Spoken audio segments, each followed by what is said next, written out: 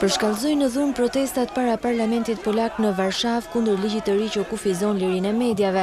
Policia përdori gaz lotësielës dhe forcë fizike për shpërndarjen e mbështetësve të opozitës, të cilët që nga mbrëmja e së premtes bllokuan zonën pranë dhomës së ulët të parlamentit, duke penguar hyrjet dhe daljet preandej. Efektivëve ju desh të ndërhynin për t'u hapur rrugën zyrtarëve të qeverisë, që do të largoheshin pas diskutimeve disa orëshe në parlament.